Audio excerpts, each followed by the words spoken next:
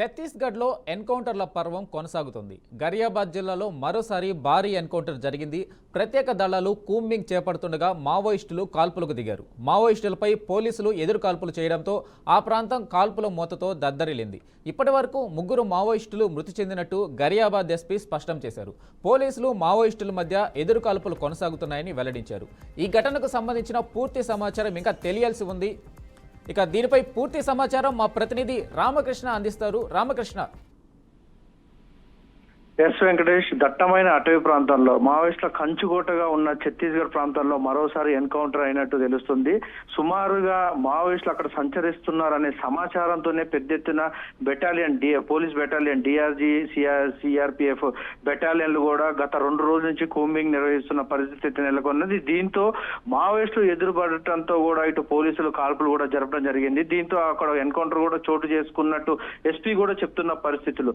అయితే దీనికి సంబంధించి కూడా రాత్రి అవటంతో కూడా ఎంతమంది మావోయిస్టులు చనిపోయారు అనే దానిపైన కూడా ఫుల్ డీటెయిల్స్ కూడా రావాల్సి ఉంది. ఇంకా పోలీసులు అయితే పెద్ద ఎత్తున కూంబింగ్ కూడా ఇంకా ఛత్తీస్గఢ్ ప్రాంతాల్లో సరిహద్దు ప్రాంతాలలో కూడా కూంబింగ్ కొనసాగిస్తున్న పరిస్థితి నెలకొన్నది.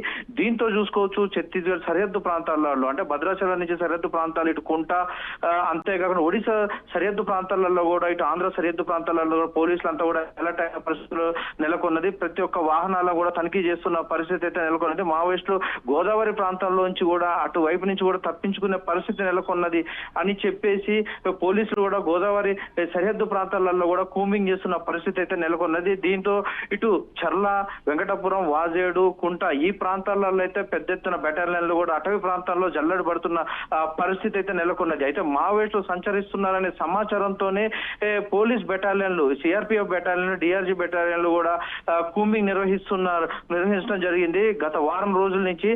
దీంతో పక్కా సమాచారంతోనే కూడా ఈ ఎన్కౌంటర్ జరిగినట్టు కూడా తెలుస్తుంది. Venkatesh. Okay, right. Thank you Ramakrishna.